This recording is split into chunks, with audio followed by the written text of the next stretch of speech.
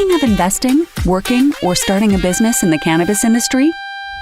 We've got you covered right here on Plant Problems. Hosted by Tony Frischknecht, Plant Problems takes a different approach to cannabis than what you're seeing and hearing from the mainstream media. Come along with Tony and be in the know about how to invest, work, or start a cannabis business. Let's get the show started with your host, Tony Frischknecht.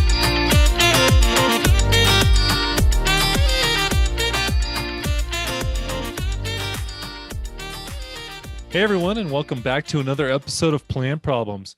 I'm your host, Tony Frischknecht. And if you guys are watching on YouTube or you guys are listening on your favorite podcast hosting place, please hit the subscribe button. We need your feedback. One of those ways is letting us know that you like us just by subscribing. It also lets the platforms know how many people are listening, and it helps bring you guys closer to us, and I can give you more information as we move forward. So please do that if you have a second. We really appreciate it. Now let's get to the show. Wholesale. And I know you guys out there are like, yeah, wholesale, that's what I want to do. Or there's some of you like, well, I just want to grow enough for my store because that's all I have money for. And wholesale is tricky. But what I want to bring to you is a few great items. I got three things I want to talk about today. And with wholesale, you can create yourself, you can potentially create yourself a nice little savings account. What I mean by that is, if you are growing a good product and you're able to store it for when the markets are at the right price, and you're able to capitalize on higher rates at the time. And everybody's in a different market right now. So I want to make sure that I make that everybody well aware, everybody's different. So what might be high right now for you may be low for you in 6 months. So you have to remember, that the industry is commoditizing flower and cannabis. And some of you already are feeling this, and people that are not, I want you to be aware that it is definitely a possibility. It could happen to you. So understanding your wholesale and the future of what that's going to do for your company is a major part of this. And when I say major, creating that little savings account in there for you is something that is legitimately a savings account. It can save you if you have to make payroll, if you have to, you have lots of bills you pay. You're like, well, I need to liquidate. And sometimes it's unfortunate, but you have to sell it for less than what you grow it for. And it's a terrible thing. And for those of you out there who have done it, I know the feeling. I've done it as well. And if you're smart about it, you can actually be strategic in when you're, like I said, releasing your wholesale when the market's at its highest, right? And back to the old saying, you always want to sell high. If you can get in there at the lower cost and sell it high, that's good. And if you have the cash to buy what you think is a good product, to actually save it for later because you don't have the grow capacity yet in your grow or your facility that's feeding your inventory to your store, that's a great way to do it too. But quality, right? This goes back to judging your quality, also preserving it in storage. You got to make sure it's sealed up nicely, and there's a ton of different ways to do it. I don't know one way is better than another. Obviously there are better ways to do it, but do your research on that. I'm not going to go into that today with you guys.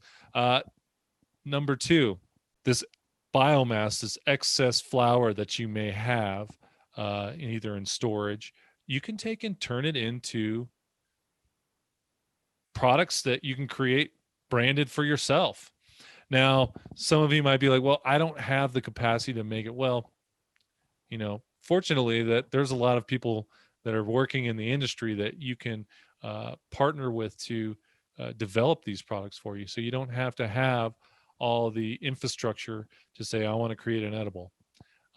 We used to talk to extraction companies, and they would make us tinctures and they would make us our edibles. So we actually had branded stuff. So you can do it two ways. You can do, create your own brand, or you can white label your stuff. And of course, branding gets your name out there more. So if you have a consistent product, it might turn into a much bigger part of your revenue than you think. Especially if you get your name out there and everybody starts becoming aware of this amazing edible that you've created. So that's a great way to spread your brand out, and also take advantage that you produce this product, or you bought this product at a very cheap price, this biomass, and now you're converting in something that's sellable, and your product is not deteriorating on the shelf. The next big thing is that if you have 20, 50, 100, 200, 500 pounds of this product and you have in storage, you can make some big moves. And what I mean by that is, of course, you can sell 100 pounds or several hundred pounds at once at a good rate to get quick cash flow and revenue on your P&L sheet for the year, which, your investors want to see that's good, or just the owners of the business want to take advantage of. You can also use it as bartering, right? There's going to be people that are around you that are suffering or hurting, and they might be friends of yours. They may be competitors. Who knows? However, you're going to be working in the industry. You're going to come across this, and if you have that extra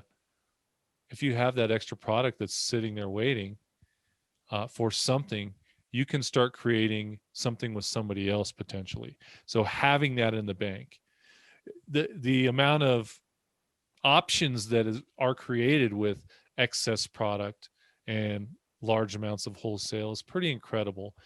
It's one of the reasons that I was able to navigate through a big part of the industry. We would create partnerships through it. We would also start new businesses with it, and it allowed us a lot more opportunity than had we not had it at all. And I know some of you out there are just structuring your business around retail, and that's great and all, but being able to have somewhat of a control on your supply is it changes the way you look at your business. If you're not able to have that, you can always, again, I've talked about this many times, but partnering with a grower that you get along with, that you guys have similar goals in your companies and directions you want to head, being able to have this extra product on hand if you don't need to sell and you want to create something bigger.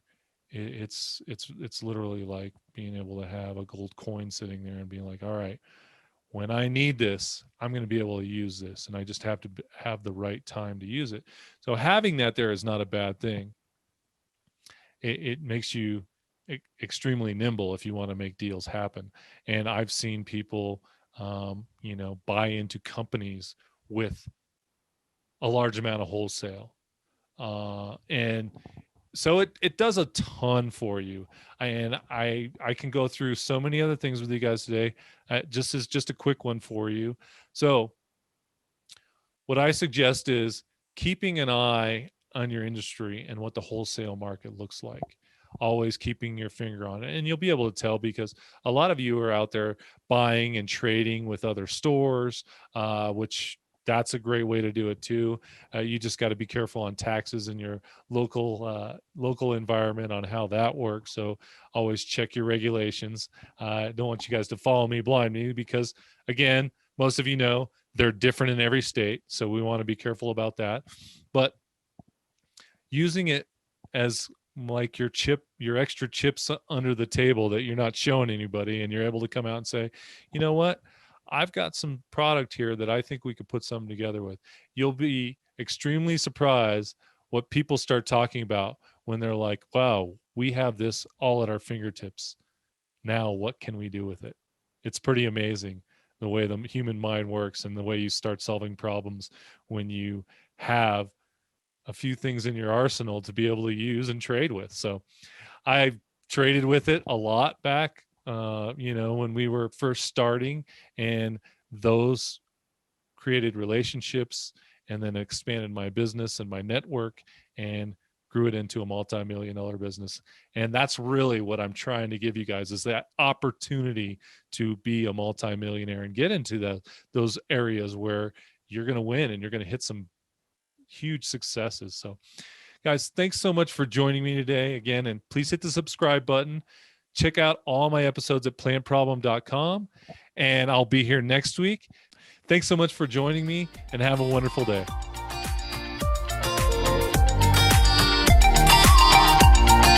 You've just listened to another insightful episode of Plant Problems. If you like what you heard so far, don't forget to tell your friends and colleagues. For additional resources or to leave a review, head over to plantproblem.com. Join us again next week on Plant Problems with Tony Frischknecht. We look forward to having conversations with you as we go along this journey.